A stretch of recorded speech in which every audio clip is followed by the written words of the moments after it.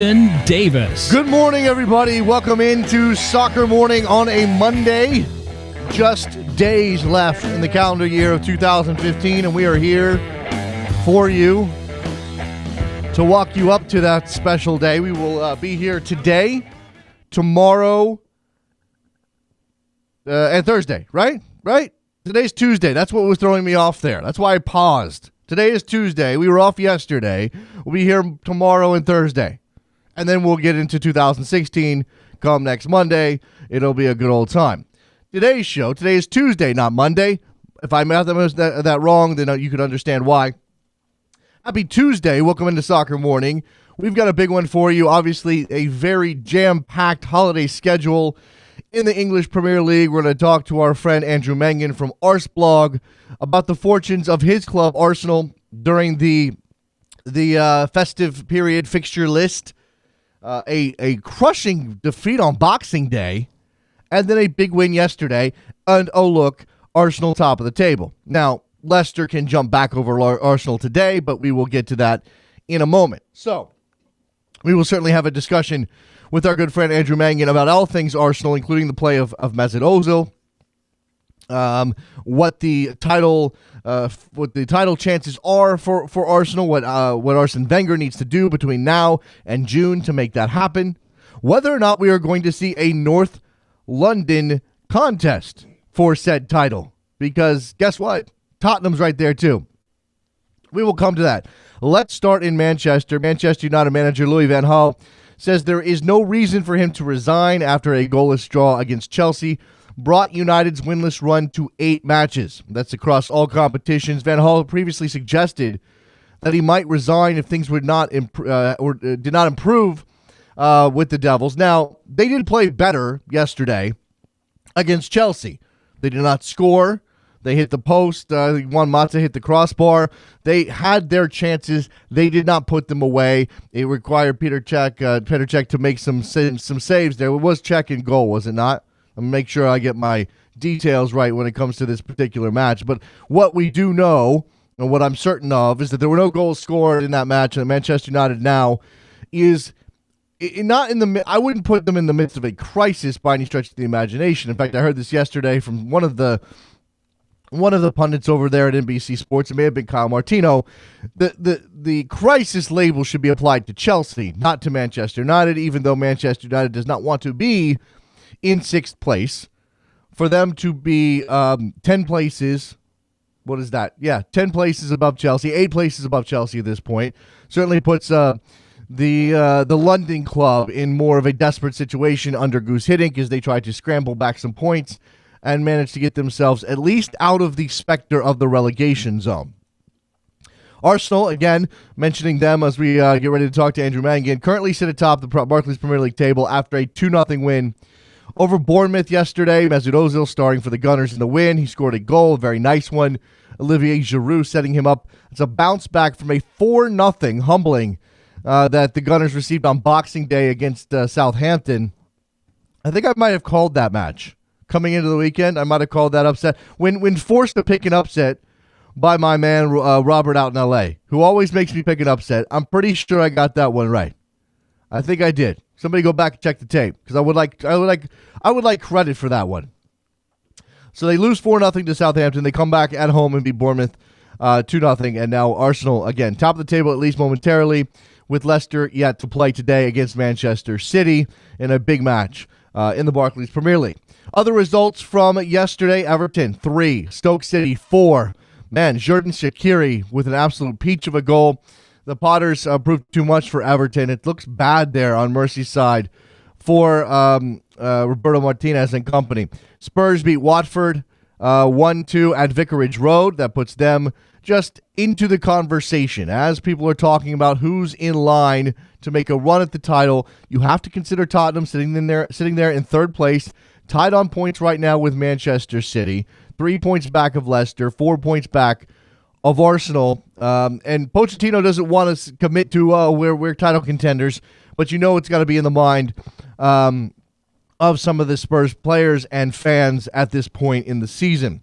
Norwich 2, Aston Villa nothing. The Villains are going down. West Ham 2, Southampton 1. Andy Carroll comes off the bench to score the winner for the Hammers. West Brom won, Newcastle nothing. That obviously makes it more difficult for Newcastle there in the relegation race as well. Palace and Swansea play to a goalless draw.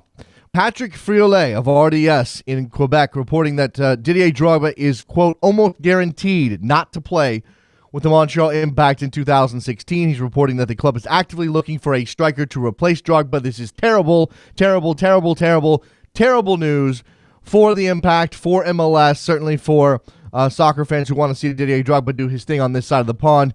It just seems as though the lure of Chelsea and a role at Chelsea is too much. When they come calling, Didier Drogba jumps. And in this case, it looks as though there's nothing. I don't understand the contract terms that are allowing for Didier Drogba to run back to London and be part of the Chelsea program. But it's obviously not working to the benefit of the Montreal Impact and their fans. So some pretty sad news, at least from an MLS perspective, when it comes to Didier Drogba. If Patrick Friolet's information is good, and we really have no reason to doubt that it is. Orlando City on Monday announced that, quote, that chief soccer officer, yes, that was his title, Armando Carneiro, was stepping down after just 2 months on the job due to, quote, personal reasons. This is weird, and it obviously doesn't make Orlando City fans feel very good. They've already seen the upheaval happen. We've talked to our friend down there. Why am I blanking on his name? Trevor, help me out here. I apologize. Paul Tenorio. There we go. We've talked to Paul Tenorio of the Orlando Sentinel several times about the changes there in the front office at the Orlando City Soccer Club. It seemed as though there was a Portuguese-Brazilian element that was beginning to take over there to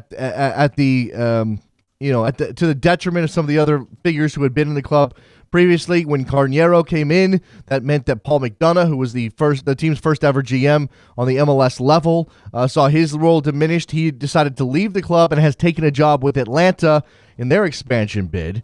So it's very troubling to see all the changes in Orlando, and then to see the guy who was essentially the reason for all of those changes leave the club after 2 months. Soccer operations at Orlando City will be run by club president Phil Rollins, while the team searches for a replacement. We will not speculate as to why Mr. Carneiro decided to leave after 2 months. There are probably a lot of possible reasons. You can build them in with your own brain there. Perhaps we'll have a chance to talk to Paul Tenorio in the near future and check in on Orlando City and figure out what the hell is going on there and whether or not this is going to have some far-reaching ramifications for a club that seemed to be starting their MLS lives very, very well. All right, let's take a break. When we come back, Andrew Mangan and his dulcet tones will be right here on Soccer Morning to talk Arsenal Football Club. Don't go anywhere. Be right back.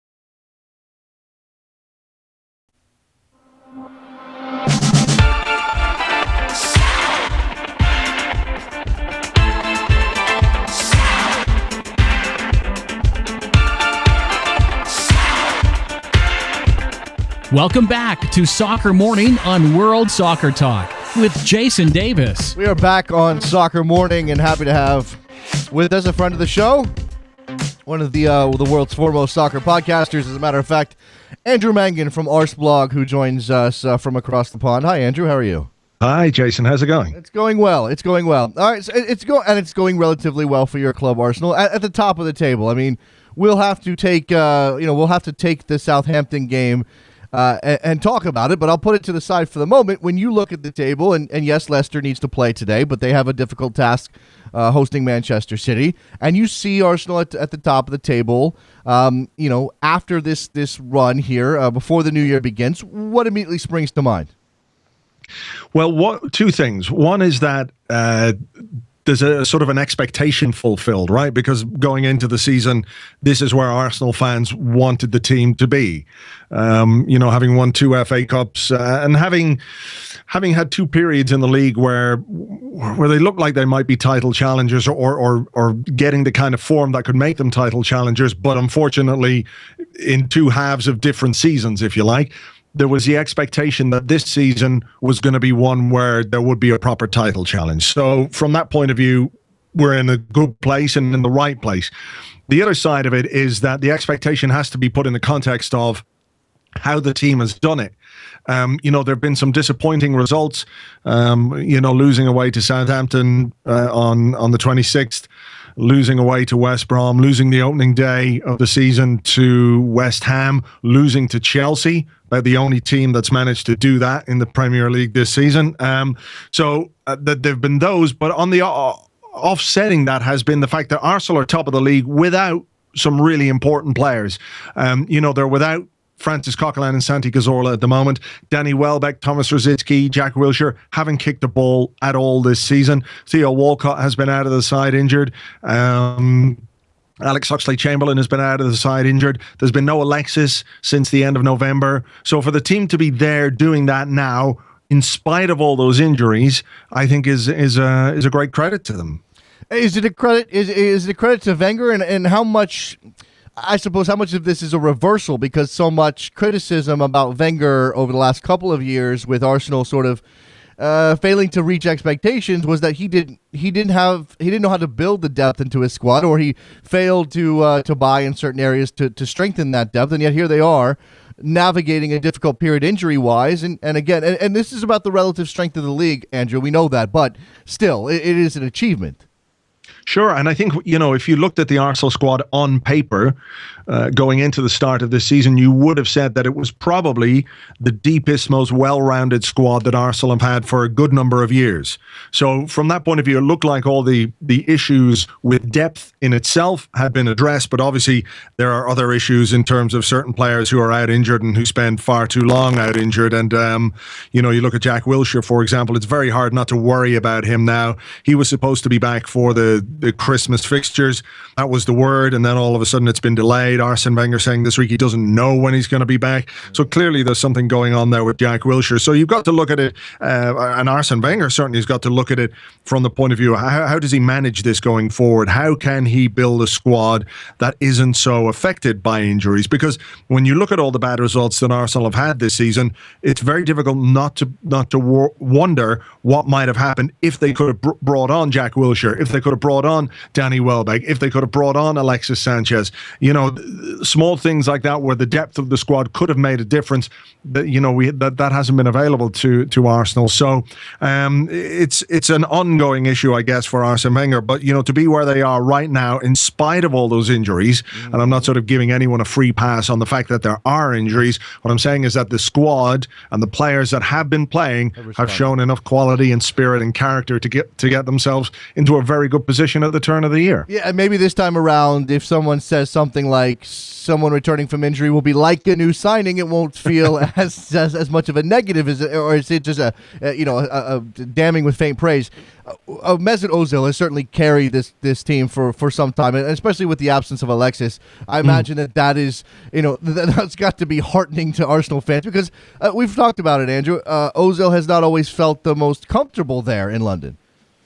True. I think, as well, there's an element of his first season was good, I thought he came into the team very well, but you have to look at it from in the overall context, right? So he joined Arsenal on deadline day 2013. He'd no chance of settling in, no chance of a pre-season with Arsenal. So that's a difficult thing to go through and move to a new country, learn a new language, etc., etc. And his first season by any standards was pretty good. So the second season he does the World Cup, he comes back. There's that World Cup hangover, and Ozil isn't the only player who's ever experienced that. True. Picked up a knee injury, never really got himself into the groove, but certainly by the end of last season was becoming an important player. And this season, we're seeing the benefit of a guy who's A, completely settled, B, understands the players that he's got around him, and C, had all the benefit of a pre-season and everything else. And the way he's playing at the moment is absolutely outstanding. He's a complete joy to watch. He's so productive. He's scoring goals. He's making goals. You look at what he did against Bournemouth last night. He made 9 chances, all of them in great positions in the penalty area. Arsenal should have scored more goals from what Mesut Ozil did last night. And yeah, look, there was an accusation last season that perhaps Arsenal were a one-man side because of Alexis Sanchez, right. And I think that's proven not to be the case. Well, and if you're going to be a one-man side, at least have someone to step up in behind the one man who does it for a while. And in this case, again, Alexis, if this was a one-man team with Alexis Sanchez and now it's a one-man team with Mesut Ozil, I think that's okay when you're top of the table. Yes, but also let's think about it when Alexis comes back, because then sure. Arsenal are a two-man team, and so some of the other players maybe don't get the credit they deserve. Olivier Giroud, 15 goals, a brilliant assist for Ozil last night. Yes. He's a guy who stepped up to the plate because he was a guy who probably felt a bit under pressure because Arsenal were looking for a forward, they were looking for a striker. The pressure was on when Arsenal didn't buy a striker this summer. Giroud was the worst player in the world. That was just the nuts and bolts of it, is the black and white. When you don't get what you want, what you have seems inadequate. But, he's really stepped up and proved to be, a very good player. Certainly not at the top level of strikers in Europe, but just underneath that, I think, he's one of the best around. Absolutely, and again, it's because of where Arsenal had been, and nothing's done yet, and we've seen seasons, Andrew. In fact, the recent memory where things were going fairly well and maybe changed at a certain point, and knock on wood that doesn't happen to Arsenal this season. But because of that, it was a question of whether or not Olivier Giroud was the quality needed to go win a title, and that's why Karim Benzema's name came up and several others. But he's obviously a quality player. How much of that narrative then is a matter of just the overall fortunes of the team together? Because Olivier Giroud can't do it all by himself, and yet we look at a goal scorer like Olivier Giroud and heap all of that pressure upon one man. Yeah, look, it's true. When a striker misses, he's the worst in the world, and so it goes. I think there's been a real collective effort from Arsenal this season that different guys have pitched in, and when you lose your first choice central midfield pairing, for example, Cazorla and Coquelin, you've asked Flamini and Ramsey to come in and play together. And, it's a different dynamic. It's a different way to play. Those two players are very different individually and as a pairing from Coquelin and Cazorla. So the team has had to adapt. Someone like Joel Campbell has come in. He's never going to be, in my mind, a first-team regular for Arsenal, but has proved himself to be a very valuable squad player who's come in and made a contribution. And I think, for any team, unless you've got that absolutely gold standard player, if you've got a Messi or you've got a Ronaldo, you need the collective to be the main thing, and I think we've seen that with Arsenal this season. So when you again, now we're in this period, and it's the season is halfway done, and obviously the festive period brings a lot of games, and for whatever happened on Saturday, maybe I'll come to that in a moment, Andrew. Arsenal they are where they are, which means top of the table with a clear opportunity to go win a title. And then now comes all of that hand wringing, the questions: are they good enough? Do they have the mental fortitude? Are they really all of those? We're not going to come to any conclusions because the games have to be played. Is for you? Is there any value to that process at all in terms of the media's? The media's once over of Arsenal and their title credentials? Well, look, it's funny, isn't it? Because when Arsenal lost to Southampton the other day, there was wailing and gnashing of teeth because they didn't go top of the table. And then less than 48 hours later, they're top of the table because they've beaten Bournemouth, So I think there's certainly an element that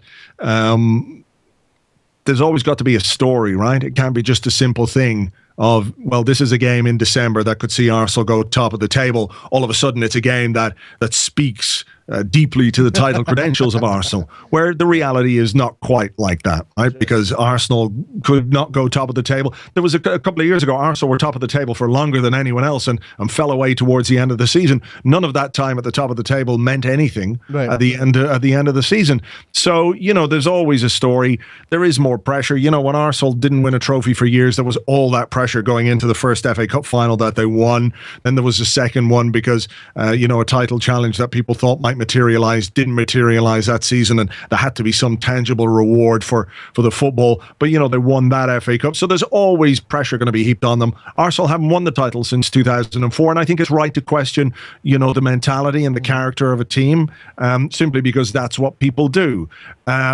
But there's 18 games to go, 19 games to go. Yes. So in this season, there's a really long way to go, and a lot of football to be played. But what you would say is that in seasons past, Arsenal have been out of it at this stage, rather than sort of leading the pack. Well, that's going to lead me into a question about, again, an assessment of the table isn't just about Arsenal at the top, and it's about who's behind them, who looks like a contender at the moment, who's struggling, clubs that would typically be in the race.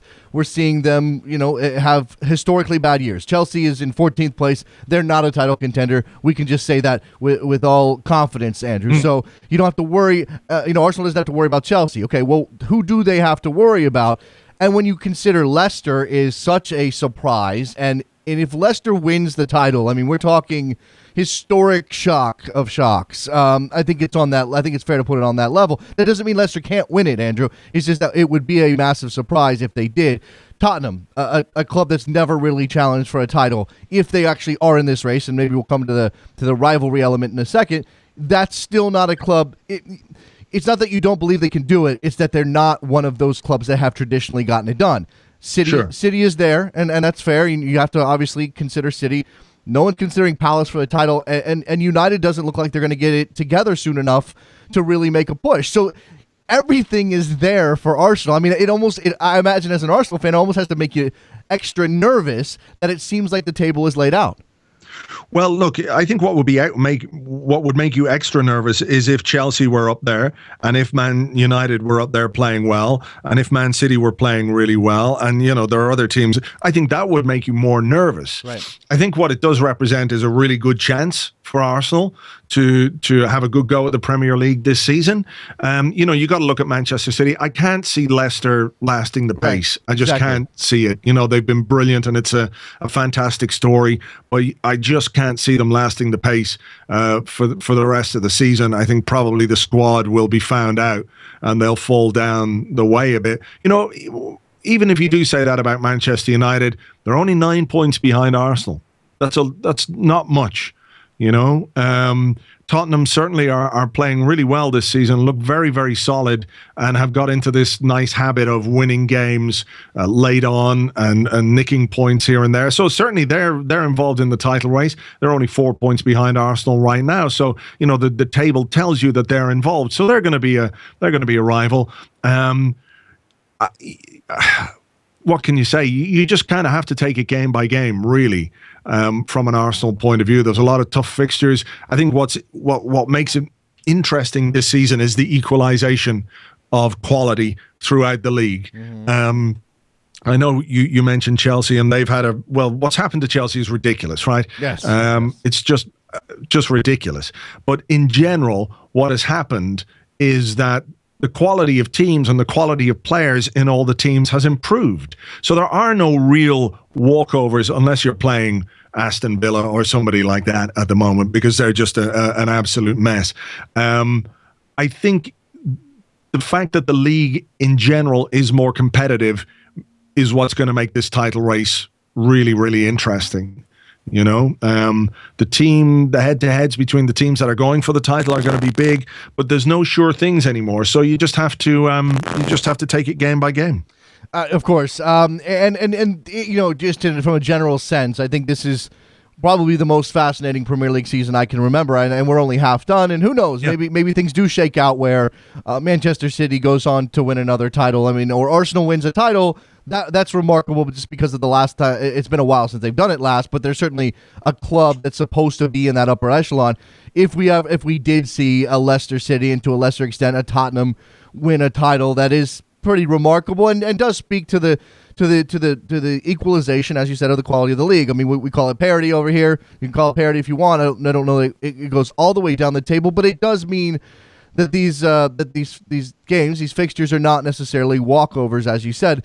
Is that going to impact how clubs like Arsenal and everyone else goes about the Champions League?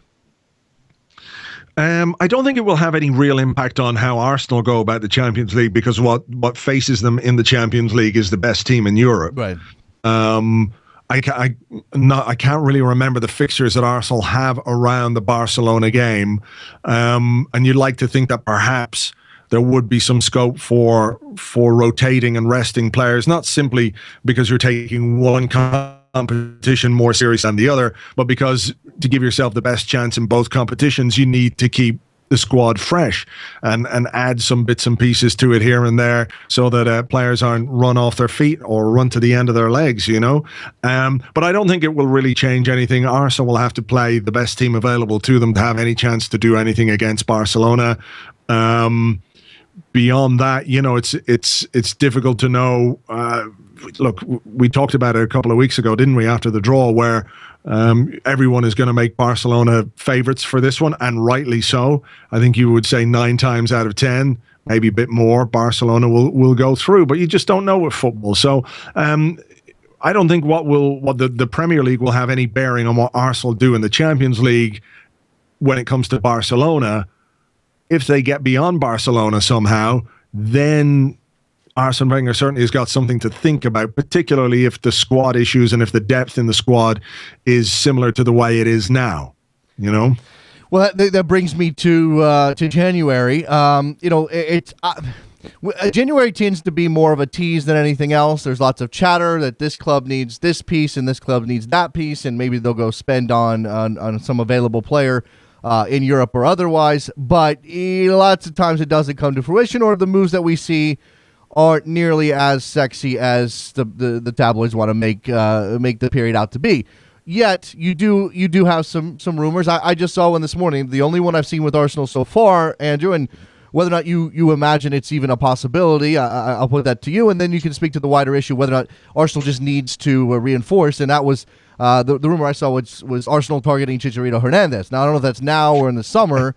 But there's obviously a hot goal scorer, and hey, Arsenal's going to go for a title and a Champions League shock over Barcelona. Why not go buy a top goal scorer? Well, look, whether he's a top goal scorer in the Premier League is another question. Clearly, Arsenal's issue right at this moment in time is not up front. Now, I wouldn't be surprised if Arsene Wenger has his eye out on a forward player to bring in January. I don't quite know who. I would suspect if he's going to bring in anyone, it would be a wide player. But the big issue is midfield, and Arsenal have been linked very strongly. To all intents and purposes, the deal is done, as far as I'm aware, for a midfielder called Mohamed Elneny from FC Basel. Okay. Now, that's not a sexy signing by any stretch of the imagination, because I'd never really heard of him before this. Most Arsenal fans, I'm sure, hadn't really heard of him, and he's not the sort of signing that will excite too many people.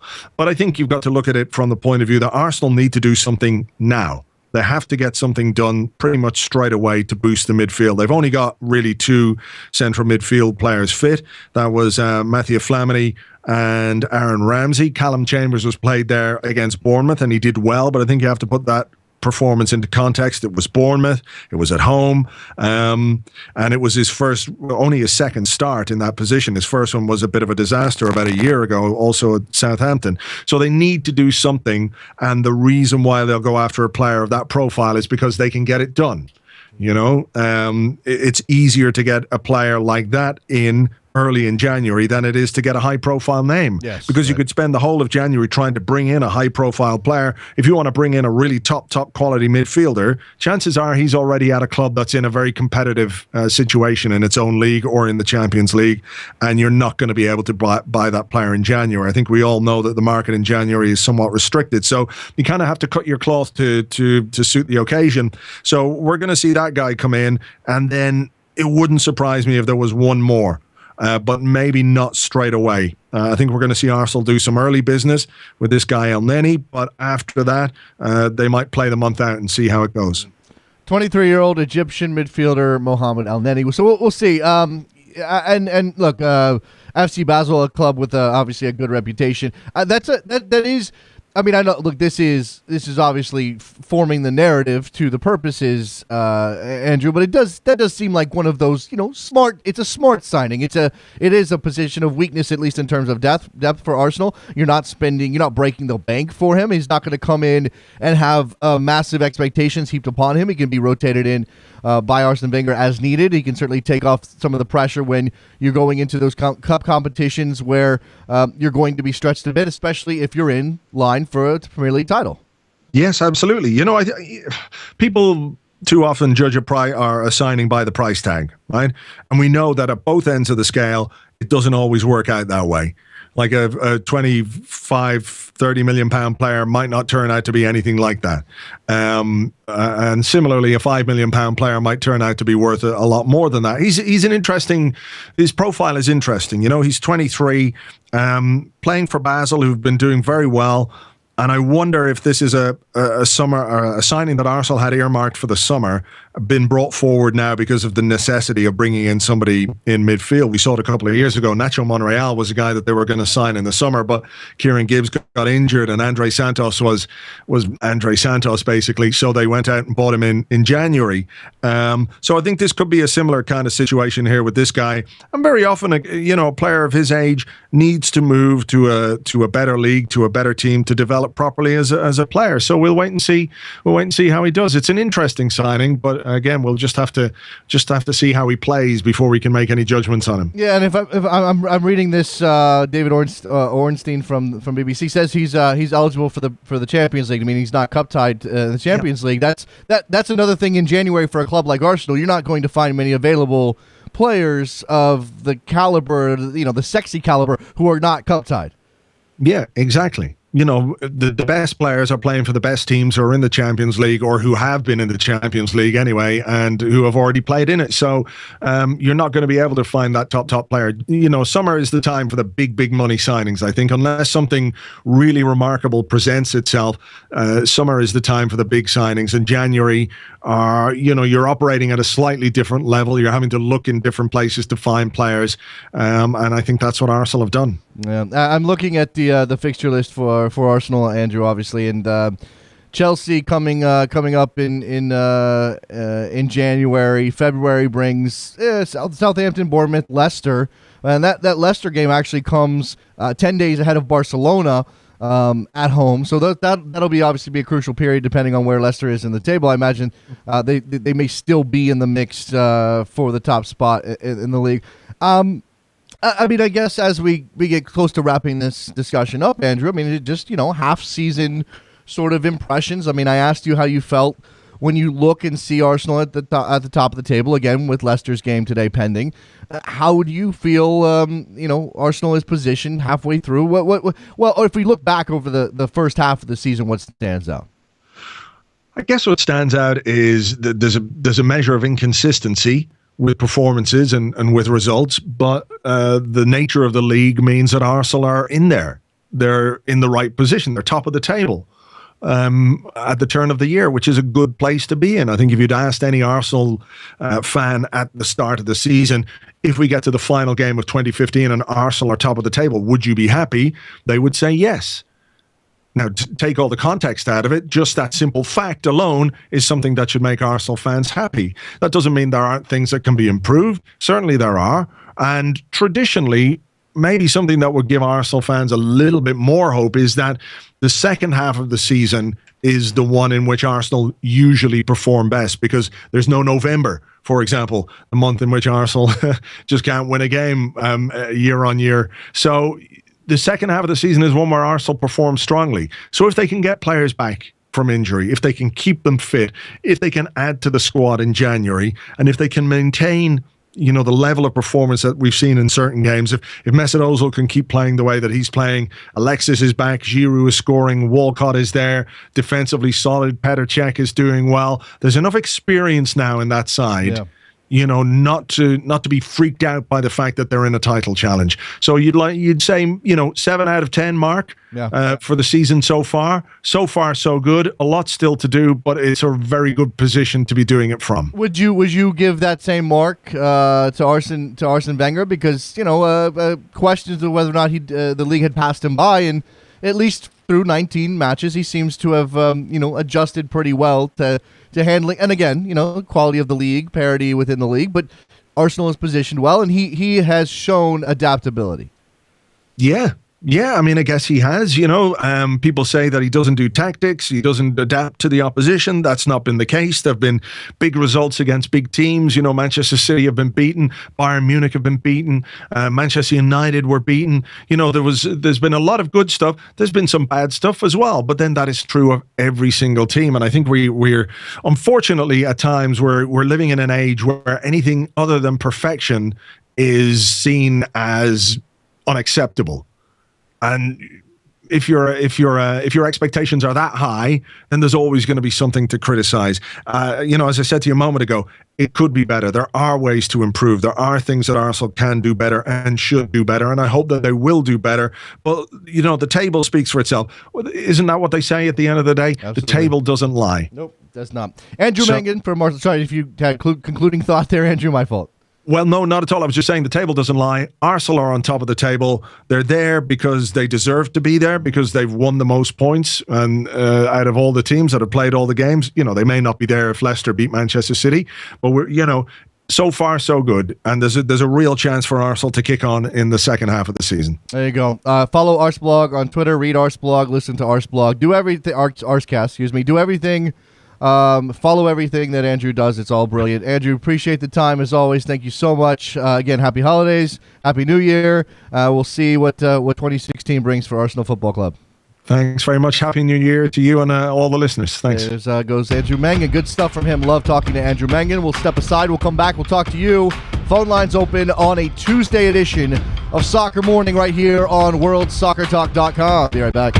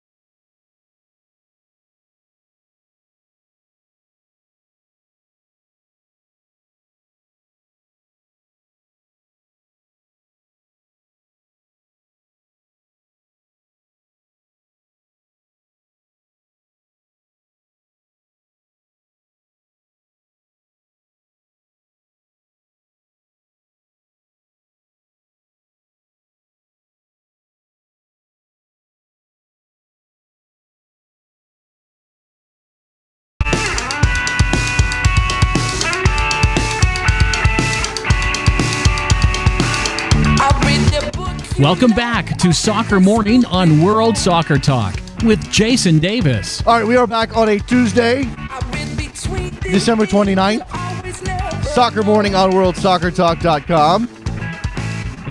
Just a couple of days from 2016. A good time to, a good time to talk about soccer. Every day is a good day to talk about soccer. Get your phone calls in at 646-832-3909. I know some of you are off today. You're taking the whole week off. You're building up to New Year's Day. You're building up to New Year's Eve. Tell me about your New Year's Eve plans. At this point in my life, now I'm going to be on my own for New Year's Eve. It's a thing. I don't know if I'm going to do anything. But if I was going out, let's say that. If I was going out for New Year's Eve, what would I do? I don't know. Like I don't know about the. Is it better to do the house party thing, like a friendly gathering and everybody's around the chip bowl and the dip and we're drinking Heinekens out of a cooler? I mean, is that what happens? No? Or is it better to like plunk down your $100 for the ticket to the event at the local whatever, club, bar, establishment? You know, maybe in that case. And if I was doing that, I mean, you know, that's a dress-up situation. I don't know. I feel as though, like, can I find the party where I can go in my soccer jersey and like wear a scarf and like, can we do a soccer-themed New Year's Eve party? Does that exist anywhere? I'm sure there are like soccer bars that are doing that, right? There have to be. 646-832-3909 is your phone number. Lots of discussion on my Twitter feed right now. My mentions. Follow me at DavisJSN if you do not already. I don't know why you're behind the curve on that. Lots of discussion about Didier Drogba's legacy in MLS. Now, it's not an officially done deal that he is leaving. It's not official that he is no longer a Montreal Impact player, and it's not official that he's gone to Chelsea. Gone back to Chelsea. But if we believe the reporting that's out there, again, Patrick Fiolet from RDS up in Montreal is reporting that it's basically done. If that's the case, what is Didier Drogba's legacy in MLS? He played 11 games. As DPs go, that's about the minimum you can play and sort of count in the grand scheme of the league's history. But nobody has ever done what Didier Drogba did and make such a dramatic impact over the course of a small number of games. In 11 games, Didier Drogba scored 11 goals. In 11 games, Didier Drogba completely changed the face of the Montreal Impact. In 11 games, Didier Drogba turned the Montreal Impact from, oh my gosh, can they make the playoffs? I'm not so sure. They're kind of an ugly team. What the hell? To get out of their way. You do not want to see them in the playoffs. It proved true for TFC. Now, ultimately, Columbus overcame Montreal, but that wasn't easy for them. And I'm sure that if they could have avoided them, Columbus would have happily done so. So when you look at the impact, no pun intended, we do this every single time. When you look at at what Didier Drogba did for his team and what mark he made on the league, how do we properly contextualize his legacy? I think that's a very difficult question. Let me just look back here. Originally asked by Sethman31 what his legacy would be. What will Drogba's MLS legacy be? I still think he will be viewed as a league legend. Adam Swift, Adam the Red on Twitter, more so MLS will be part of the Drogba legend, final club and all that. Well, that's, again, we're assuming Drogba's going back to Chelsea strictly in a coaching capacity. If he's actually going to be an active player and shows up on the field, that final club thing goes out the window. Not sure about this. Drogba was media superstar that brought global attention to the impact in MLS. Meaning, on the good side, on the positive side, on the plus side of what his legacy will be, we have to consider that side of it, the media side, the profile side, the spotlight side. When Didier Drogba showed up in Montreal, the complexion of Montreal changed from a soccer point of view. Boom, Soccer Town, boom, everybody's paying attention. Remember, Joey Saputo, ahead of the season, we've lost the buzz. People in Montreal aren't excited about soccer anymore. We've got to do something to get people back interested in the Montreal Impact. Didier Drogba comes in, and suddenly everything in Montreal, at least from the outside looking in, people we talked to, Kevin Laramie on the show many times, it became the hottest thing in town.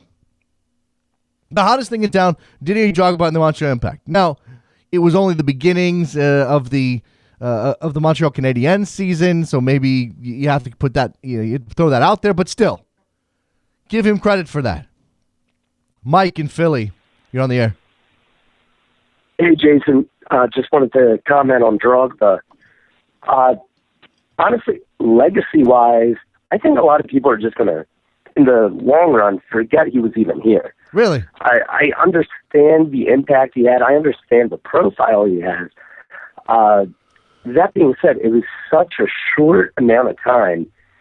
Not that people will forget that he was here, but I think it'll be a little bit of an afterthought, like, oh, yeah, remember when Drogba came?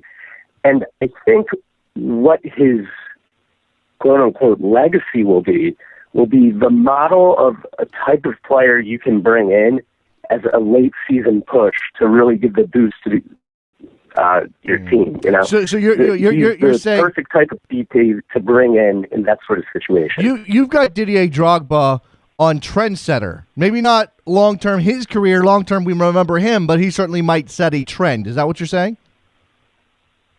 Exactly. So in terms of, hey, this is a team that, they're struggling a little bit. They need that extra boost to get into the playoffs. Let's splash a little bit on this high-profile, great player that's going to dump in a lot of goals for us. And, it's only going to be for the last third of the season, but it's going to make a substantial impact. Okay, fair enough. Bill Reese, Bill on Twitter. Drogba will be remembered as MLS fable, not MLS legend. I think Bill's having some fun with words there. I guess I'm not sure what that means. A fable is less significant than a legend, maybe. I guess. I mean, go ahead, Mike. I can totally see that. It's just sort of like like a legend would be something like Donovan, Dero, someone that's in around, someone that year in, year out was just, the guy. Drogba, he's a flash. He's the, hey, remember that time Drogba? Well, let's not be super precious with the word legend, okay? Like I understand there are people who are protective of any league, any sport, the sort of the pantheon of great players. We want to be protective of that. We want players to meet a standard in order to be admitted to that club. Okay, and MLS doesn't have its own Hall of Fame, and there's only the Hall of Fame we do have is specifically for American soccer. So a player like Drogba or even Dero, I guess Dero could make the American Soccer Hall, the U.S. Soccer Hall of Fame, but he's a Canadian. We don't have a direct way like baseball or football to just sort of anoint those players. I don't think legend is the wrong word, because I think legend applies to Drogba, not just what he did in MLS for 11 regular season games and 3 postseason games, but also his personality, the figure, the profile, what he did from a personality perspective is almost as important to this question as what he did on the field. Mike, I mean, if he didn't score goals, it wouldn't matter. But he did. He scored goals. He was dominant, and he was Didier Drogba, and he got the entire city of Montreal excited, basically becoming a sort of a one-man soccer Pied Piper. Well, yeah, and I understand that. But I think the key thing here is Drogba was someone else's legend coming into the league. If there was some random player from Costa Rica that people don't know that came in and did the same exact thing as Drogba for 11 games, would we have would we be having the same conversation? I don't think so. No, of course not. Of course not. That's exactly my point, though, Mike. That player that player becomes a temporary phenom, an incredibly dominant player for a short period of time. But because he's not the famous name as Drogba, we're not going to elevate him to some sort of mythical status. I'm saying exactly what you said, that Drogba gets extra bonus points for being Drogba. Now, that's whether or not you penalize him for creating his resume outside of the league or not, I think is really just a question of where you fall as a soccer fan, whether you're, again, protective of the MLS side of this, or if you can just sort of open it up and be open to the idea that everything Didier Drogba did leading up to his MLS stint feeds into a legendary stint in MLS. Yeah, I just think in such a small sample size, it's tough. He's a legend. What he did in his time here was fantastic. It's just it's too much piggybacking for my liking. Okay, fair enough. And that's Yeah, and look, Jason, have a great New Year. Appreciate it, Mike. There goes Mike in Philly.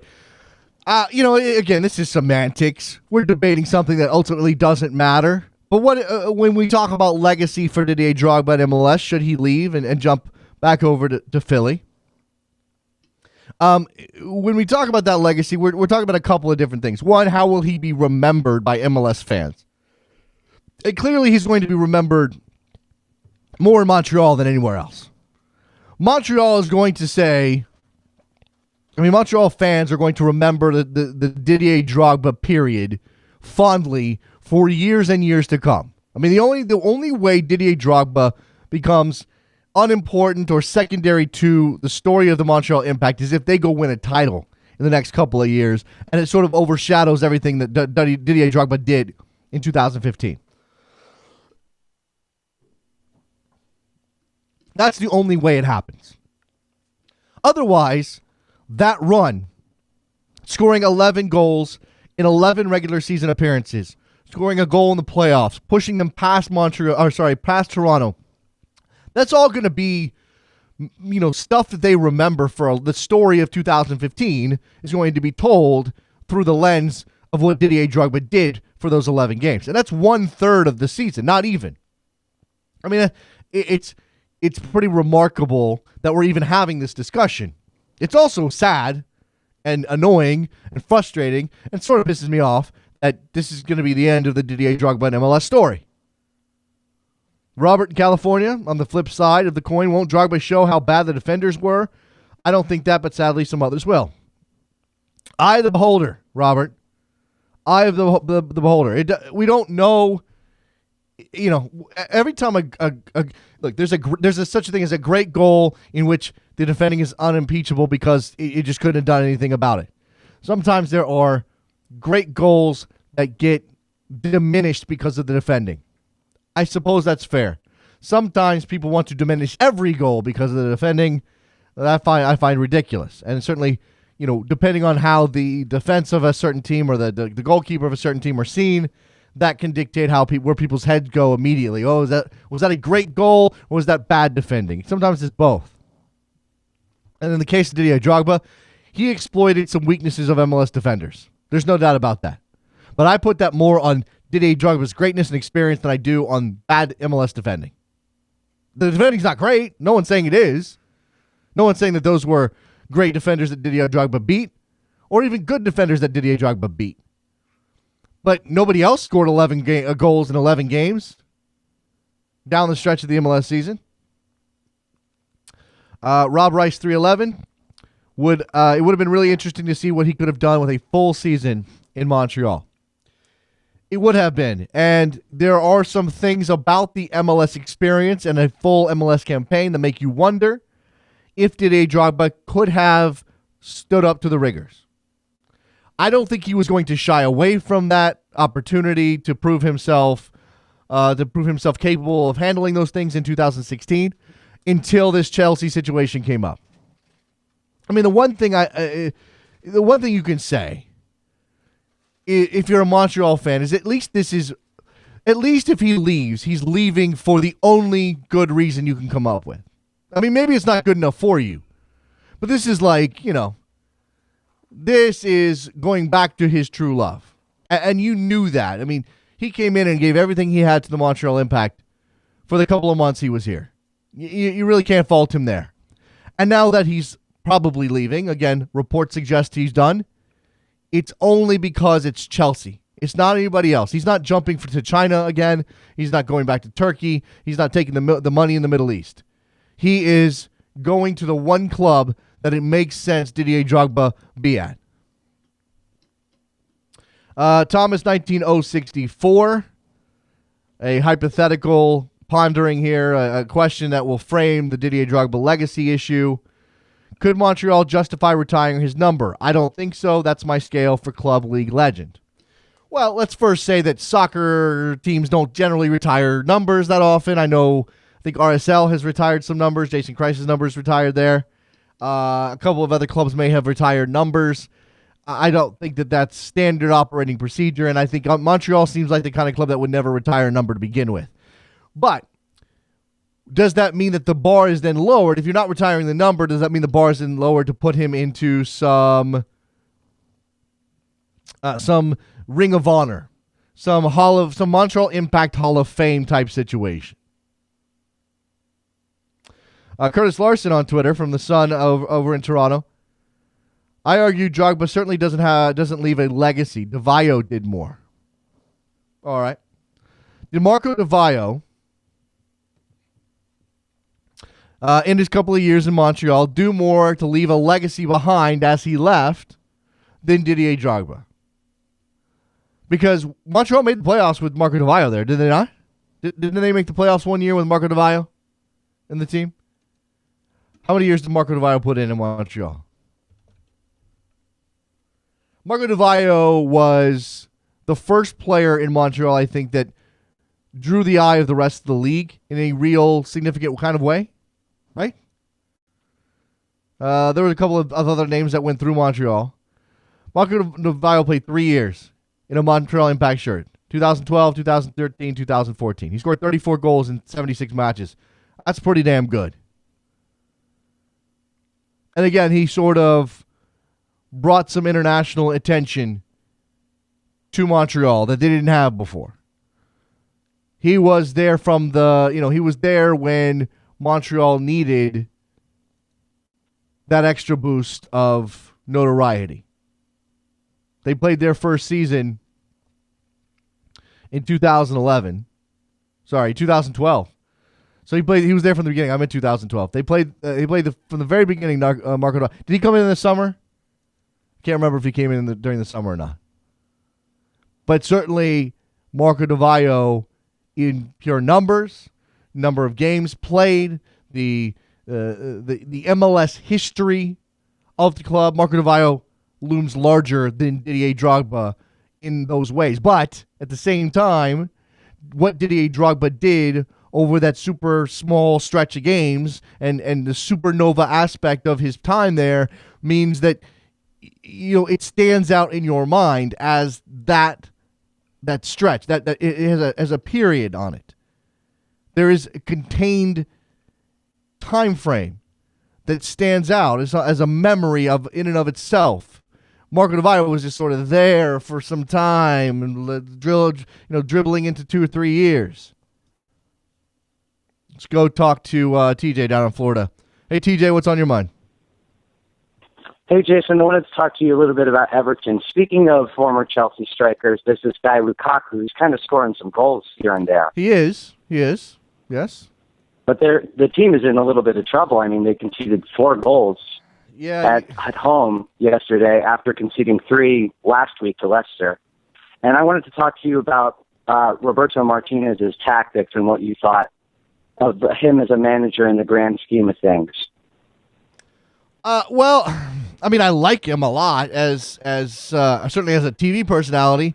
When it comes to Everton, I think it's difficult to try to figure out whether or not Roberto Martinez's period at Everton is more reflective of who Everton are than David Moyes' period at Everton. I think that I don't know. when you are, and I'm not completely knowledgeable of what his tactics are, TJ. So if you want to fill me in there, I mean, it certainly seems like they have a couple of pieces, but they're not able to find a way to be consistent enough. And you can't give up 7 goals in 2 matches and expect to get points in the Premier League. It's not going to work. Right. My impression of what his tactics are, and maybe some of what his failings are, is that he likes to play kind of a high up the pitch style, like a lot of passes, a lot of defenders in that the opponent's half. And in the case of the Stoke game, I think it really invited them to the counterattack where they scored a couple of their goals and contributed to maybe the other 2. And I think it was a lack of really catering the game plan to the opponent, where they allowed, Bojan and Arnautovic and obviously Shaqiri, who scored a couple of the goals, to get a lot of space, which is where they excel. And this has really been the story of Everton. Go ahead. Well, I mean, it comes down to that fundamental issue. You're at home.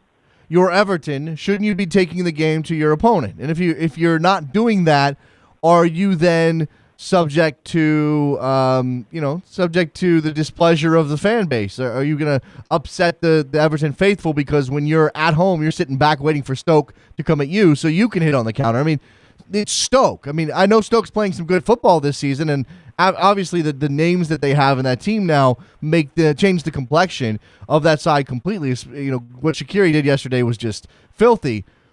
But you're Everton. You're not supposed to, how would you suggest Roberto Martinez go about it? Because if you make that game ugly, I think you are opening yourselves up to criticism on that front as well. Yeah, that's a difficult question. I know that a lot of the other fellow Everton fans, I watch Everton, I support Everton. When David Moyes left, they thought of it as a natural transition from a team that wanted to win games by, 1-0, 2-1, not concede a lot of goals, really be strong at the back. And Martinez symbolized this transition into positive attacking football. And now that we're conceding 4 goals at home, 3 goals at home, not getting the results you would expect Everton to get. The only win that we've had in our last 6 was against Newcastle, and we just barely got a goal at the very end. Yeah. It's putting a lot of that mindset into question, especially since it really doesn't seem like when possession, passing in the final third isn't working, he has that option of a long ball to go to. It doesn't look like he wants to do it. Well, I mean, I think generally speaking that, especially a guy who's not English like Martinez, a foreign manager, doesn't want to end up doing that. Doesn't want to end up that seems like a cop out. It seems like capitulation. You also have to consider the state of the league these days, TJ. I mean, this is a competition that's gotten more difficult from top to bottom because of the amount of money that's come into it. I know there's a bit of a discussion of whether or not this is mediocrity, especially at the top with some of the upper echelon teams, or if it's a matter of parity. But it certainly seems to me as though the league is more competitive top to bottom. And when you're a team like Everton, when David Moyes was at Everton and they were quote unquote succeeding under David Moyes, there were 3 or 4 teams that were well ahead of them. And but they were still able to compete, and they were certainly able to pick off the bottom feeders, the bottom 6, 7, 8 teams in the league. They were better than all of those by a clear margin. That's not the case anymore. I mean, outside of Aston Villa, outside of maybe Newcastle, and on Newcastle's day, they can actually play some pretty nice football. It's really tough to get points in the Premier League now, and I think that's hitting Roberto Martinez just as you said, a couple years into his tenure, where he's trying to transition Everton from a club that necessarily has to pip a goal and win 1-0 off a set piece into a side that can actually go out and play some football. But that means, again, opening yourself up on the backside to now teams who are better adept at capitalizing. Right. Kind of making a turn, but on the same topic, a big controversy amongst the fans is the form of Tim Howard. Do you have any opinion on whether or not he should be dropped for Joel Robles, maybe if his Everton career is closing now, if the window of his abilities in Europe is maybe dwindling, and maybe we might see him in MLS next season? That's what I was going to say. What I would like to see. Do I think Tim Howard is what he used to be? No. Do I think he's as bad as the Everton and some U.S. men's national team fans want to make him out to be? No. I think that there's the tide has completely turned, and there's a mob mentality aspect to this that gets pretty vicious. Fandom is fandom, passion is passion. I get it. That being said, even if he's not nearly as bad as the fans want to make him out to be, I think maybe it's time for him to go. And I think that what I would want to see is Everton do, whether or not they release him from his contract come January or something like that, allow him to find his soft landing spot, probably in MLS, before we get to the point where it's eviscerate Tim Howard. Maybe they would have to drop him ahead of a move or replace him with Robles ahead of a move, but I would prefer it sort of be, okay, Tim Howard's going to leave. We're announcing that he's going to leave. He wants to go back home. He's going to finish out his career in MLS. It's not going to be in Jersey where I'm sure he would want to play, but, maybe there's a place in MLS where he can go.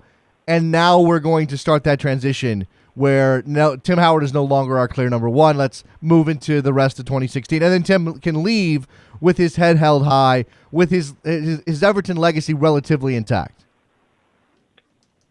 Yeah, I think that's something that could be in question, because this is a conversation that we've been having for the fan base has been having for the past year and a half. And it seems that with Martinez always defending Howard, never seemingly willing to say, this mistake cost us points, where it's happened, at least a handful of times in that past year and a half. Yeah. And it's gonna reach a boiling point where I think it's already sort of happened, where he's getting jeers, ironic applause from the Goodison Park faithful.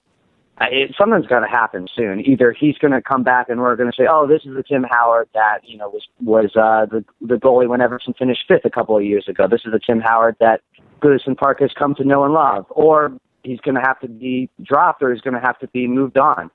Something's got to give. Yeah, no, so you're right. At some point, a decision has to be made, and I think Martinez is going to find himself in sort of an untenable position on the Tim Howard front. I think for the time being, he's been loyal to Tim Howard. I don't know if that's about an assessment of Tim Howard's abilities at this point, or whether Martinez just doesn't want to see that Howard has taken a step back in terms of his quality, or if it's a matter of team cohesion. I don't know what it is for Martinez. He's got a lot of decisions to make as manager, but he's going to find that holding on, maintaining that support for Tim Howard is not going to benefit him in the long run, especially if these score lines look like they do, and the results are going against Everton, and there's some real question about whether Roberto Martinez is the right guy on Merseyside. Right, I agree. Yep, appreciate the call, TJ. Thanks, Jason. Happy New Year, Have man. a great New Year. There you go. And I'll talk to you in 2016. All right, TJ down in Florida talking a little Everton. 646. The phone number is 646-832-3909. You can jump on in with anything related to the Premier League. Certainly, we've got some MLS news. I was just taking a peek at the MLS headlines this morning. Didn't work all of them into our rundown, but we did get some. We do have some news, some potential moves. Japanese player Kashiwa Reysol of the J League announced to be moving to Vancouver. That's over at the Reddit, the MLS Reddit. That just disappeared. Oh, there it is. Let's see. Armando Cooper of Arabi Unido could be moving to the Whitecaps. Got a couple of outs. Roy Miller signing with his with the Saprissa in his native Costa Rica. There is the news of San Diego and their quote-unquote entry into the MLS expansion race. Now, this is extremely early in the process, but when we talk about expansion possibilities, we have to throw San Diego in if there's any thought at all that they have the backing necessary to get there.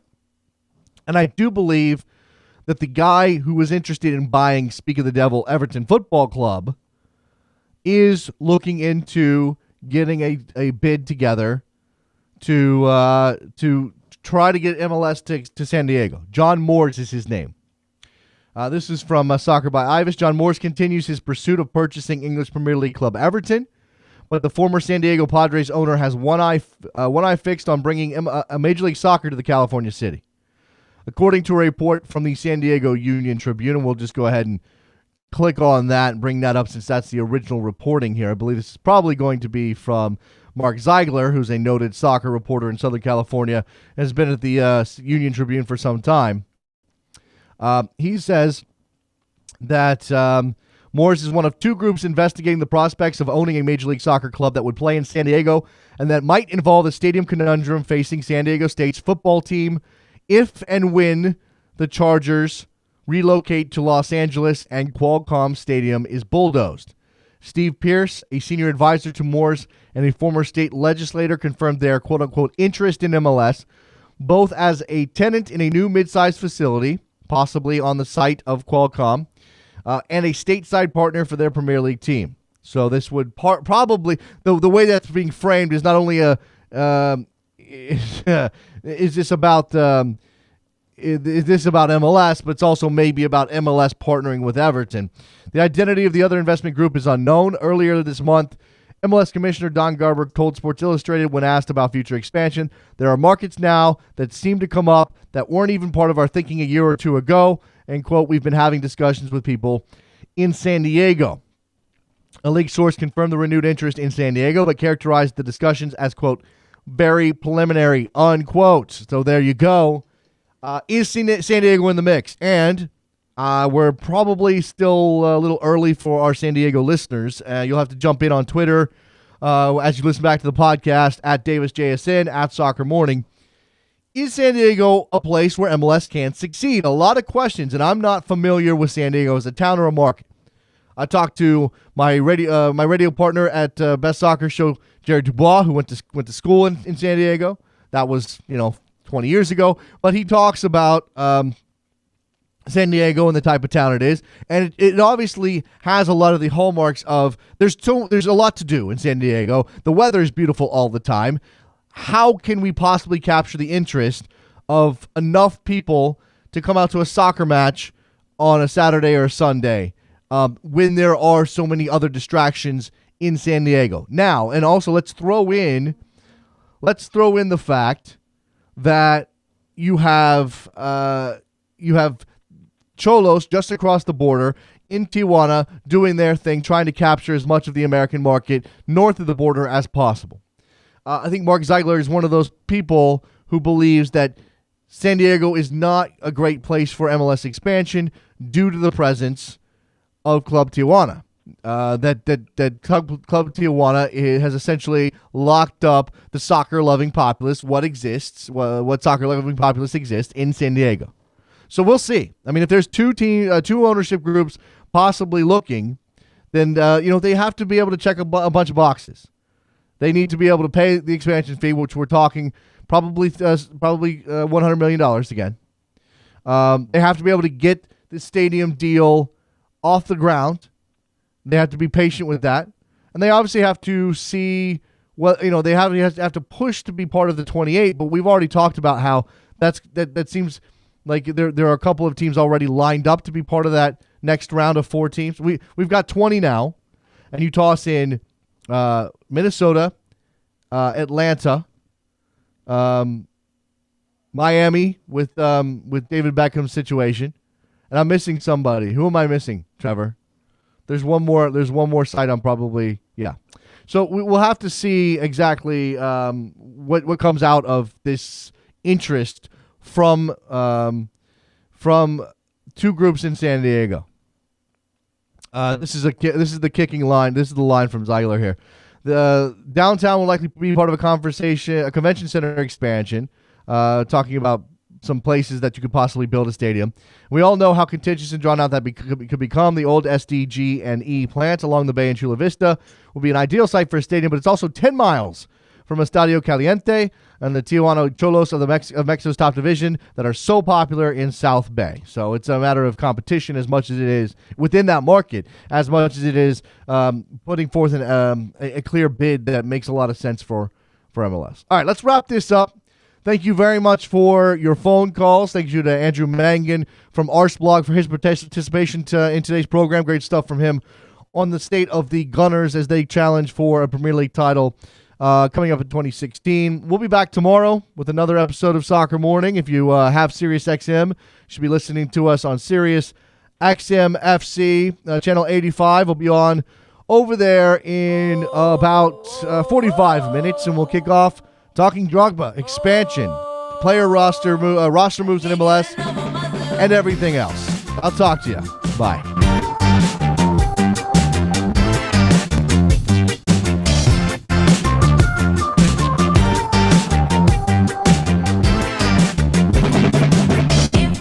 Wasn't me, I can be sure I'd wanna be